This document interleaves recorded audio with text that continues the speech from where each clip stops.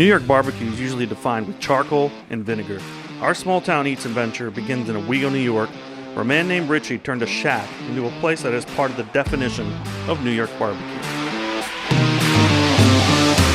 The name Jackpot Richie came from my experience as a floor supervisor in slots at Tioga Downs. When I did the announcements over the radio for Jackpots, I started out with Jackpot Richie here and go from there and read the script, but they didn't really like it. But I love the nickname. All the customers, all the employees, that's all they called me. I mean, I can go there now. They're still gonna say, hey, Jackpot.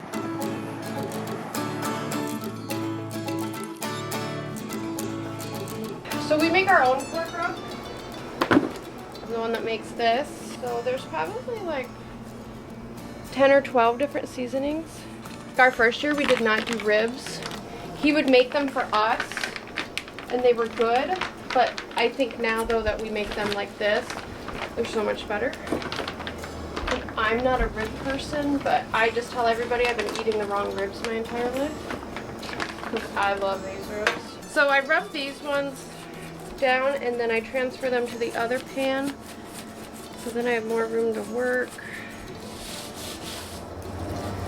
This probably takes like the longest to do. And we get every single side. There it is, makes our ribs good.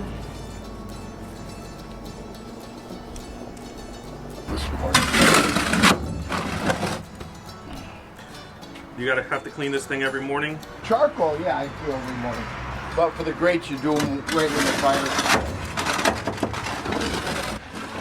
This is the non-glamorous side. I've got that order going out. 8 racks of ribs for them on top of what we do. I gotta do halves, quarters, wings, and I gotta do chicken breast for her today. Yeah, definitely less glamorous side.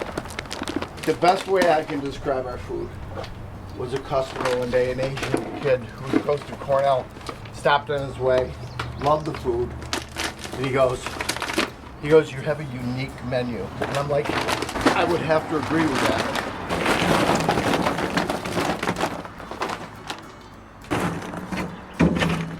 You know how they always tell you to mound up your charcoal? I don't subscribe to that theory. You know, for years it was always like, take your charcoal, put it in a big pile, you know, douse it, and then, Karen, how you make it out on ribs, babe? That girl. It's a good fire. It's not bad right now, pretty still.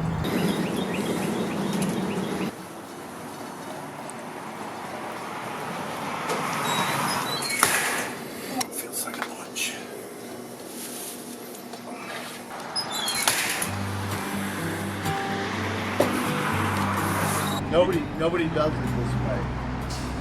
We get the fire going and then put the ribs on with present side up first, and then you'll rotate probably 2, maybe 3 times.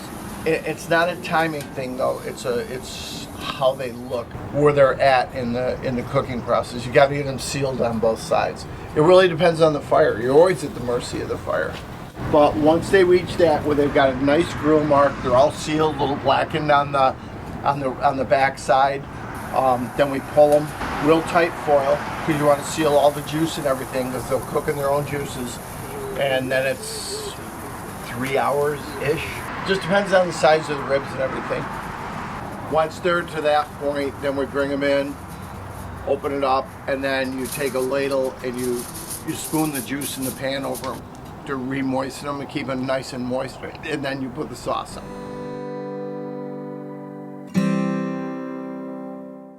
When I looked at this property, it sat vacant for 4 years. It was overgrown, run down, falling down. I was looking originally for lands for my German Shepherds to go run them. And when I saw this place, it's one of those things, it's like if you remodel. A really good remodeler has vision of what it's gonna look like, not what it looks like now. And I saw this place and I nicknamed it the Gold Mine, and I've had people say that. You know, obviously we had to renovate everything and then put in everything that we've done, my cooking area, seating area, things like that. we never lost sight of where we felt we were gonna be or where we wanted to go with this business. I still want to get too big. I know that sounds stupid, but I love this place. So this used to be a produce stand? Yeah. Yeah. Right there. Like a farmer's market, sort of? Right here. You just see the board? They were here for over 30 years. We left that chalkboard there for that very reason, so that was part of the history of the place. I knew the family personally. Played ball with the kids growing up. So, you know, you kind of have to acknowledge what it used to be, as people remember. As a matter of fact, one of his daughters still comes here and eats all the time.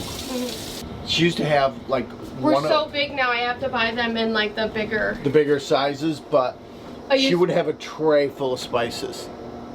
Like double that. It was that blue one. Yeah. No, that's what it was in. It was full of spices, everything that goes into the rub. But honestly, if you were asking me what's one of the biggest secrets, obviously preparation and everything, but that rub is to die for. I honestly, in my opinion, I think our ribs are better the next day. I heat them up in the morning. I eat them for breakfast. They're better the next day. It's like pasta and everything. The flavor gets in and they're just, oh my God. First few weeks were a blur. We weren't that busy, but the marinated chicken was number one. I catered for 7 years with my friend Lee Dunham, and I loved his chicken. And I cooked it so much, it was like second nature. The base for the marinade is oil and vinegar based, similar to the Cornell recipe, but we do modifications that if you pull up the Cornell recipe online, you will not find those ingredients in there. Growing up in New York, most people call Richie's chicken barbecue chicken. The summer of New York is known for the smell of vinegary chicken over a bed of charcoal as the main theme of summer floating through the neighborhood. The Cornell recipe is a mix of apple cider vinegar, oil, seasoning, salt and pepper, and an egg.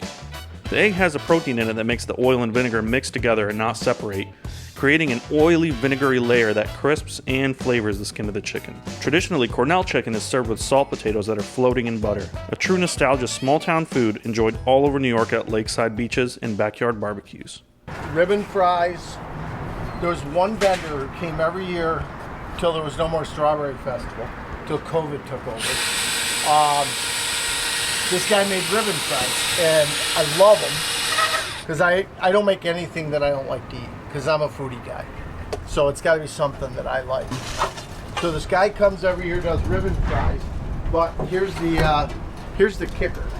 He only did salt. He had vinegar out on the counter, and he only did salt ribbon fries. That's like you go to an ice cream store, and what kind of ice cream we got today? Vanilla. What do you want? Vanilla. You've got honey mustard, sour cream, lemon pepper, Old Bay, pepper, hot, garlic parm. Parm's right here. Salt and vinegar, you name it, we do it. And any flavor that we feel, you know, is the garlic parm one came from a customer. Mm-hmm. Customer recommended it, asked for it, we'd never done it. We said, sure, we'll try it. We love them. They come all the time. We call them our family. I know my customers by name. I know all my employees. I'm always here. I'll never branch out. I always want to be here to manage this because quality and consistency, the two most important things, and you need to be here. But to get to know your customers is a whole nother level. It's fun. It's a lot of fun because we get a lot of characters in here. I myself am a character, so I love a character.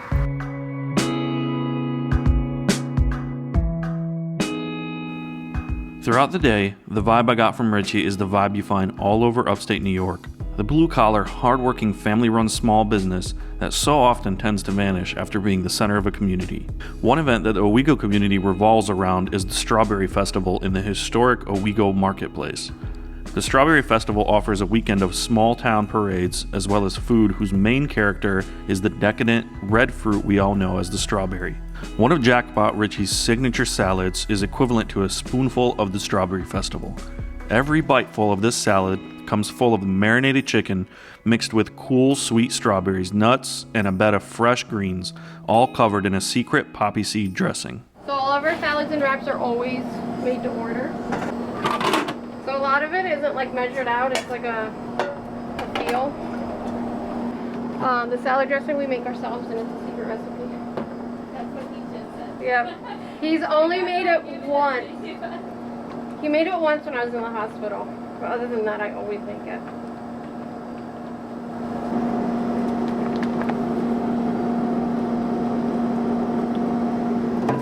And then I hand toss it. And this salad here we created last year. When we first opened, it was just a strawberry salad. And then we added chicken on it. And then last year we added apples and pecans.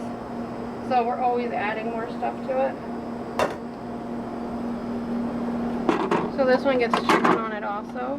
This isn't like a bone-in. This is the boneless chicken breast that we marinate for a couple days. And then he grills that. And the marinade we make ourselves too. Is that a secret as well? Yes and no. It's mainly the Cornell recipe, but we have tweaked it a little bit. So a lot of people like know it, you know, if we say we do the Cornell recipe, they like that. I just think the salad is really pretty. I know that's really weird to say about food, but it is. It's definitely probably amazing pairing the sweet and like the fresh of the strawberries. Yes. What was like the inspiration? Did you guys have something that was like, were you guys just drunk one night? No, that would be a really cool story though. So the strawberry spinach salad, just the regular plain, I call it the naked one, and it looks really funny now that we make it without everything. That was his friend's recipe, the guy that he catered with. And then last year our friends were here and she was pregnant, and we had apples given to us from like, I don't know, someone gave us a bunch of apples. So I was like, oh, I could add apples to your salad. So we did. And then we're like, oh, it needs nuts also. So then we added that and it was really good. So you could also get this on a wrap if you didn't want like a giant salad. And then the wrap gets everything also. And then some cheese. And right now it's really popular. I at first did not think I would like strawberries with spinach. I thought that was really weird. But it's actually super good. A little bit more dressing on it. And that's really it.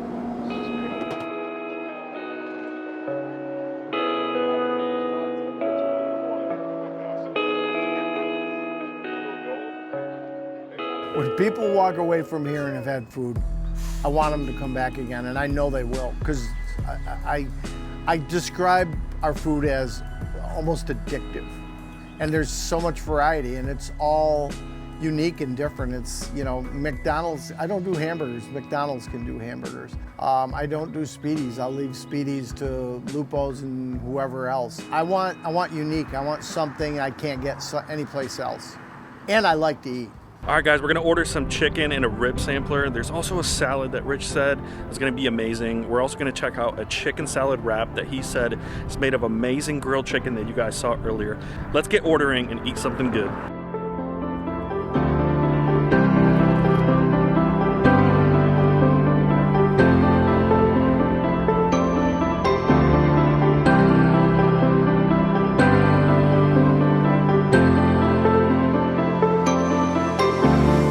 All right, guys, it's time to dig in. We got Rich made all this awesome stuff. We got some ribs. We got all our sides. We got our strawberry salad. This thing is loaded. Rich said that I lose my man card if I eat this, so I don't know. We'll see what happens. Maybe I will. We got our ribbon fries up in here. Oh my goodness. I'm actually gonna start with these. So he said he put honey mustard on them. Oh man, these are crispy. He said that if we eat these, that we'll never go back to potato chips. Let's take a little bite.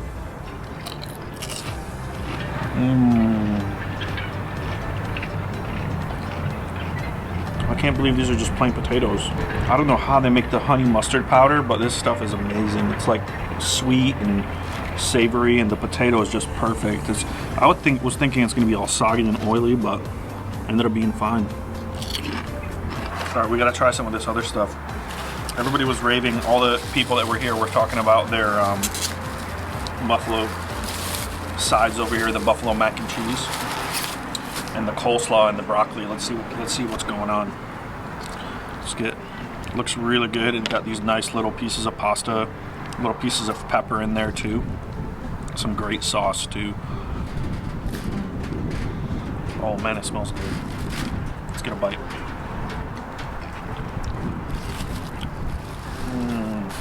It's spicy. There's like crunch from the vegetables. It's tangy. A little bit of vinegar in there. I think they got, I don't think this is bell pepper, it might be something else, but it's super good. I'm gonna go in for another bite.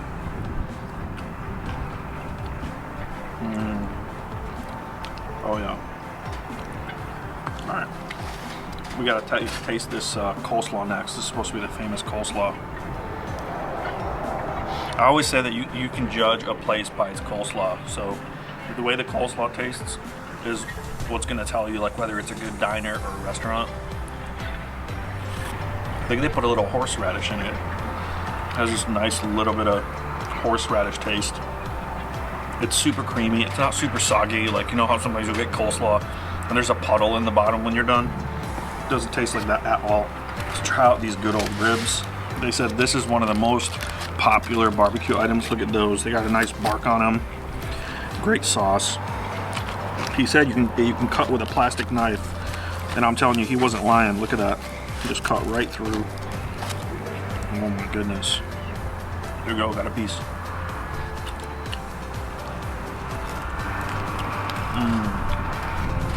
Oh yeah. Smoky, but just like a sweet smoke. It's not like a super nasty bitter smoke or anything. And the sauce is really good. We just lost our forks. All right, let's grab a taste of this strawberry salad. This is supposed to be like the stuff right here. Look at this, we got all our pecans, our different fruits, our grilled chicken. Let's try to get a spoonful where we get like a little bit of everything. Get some more. Get some of that, get some of this. They said the apples was like a pretty new addition. Look at that, and they got the poppy seed dressing, they got the spinach on there, they got the chicken, pecan. Let's take a bite.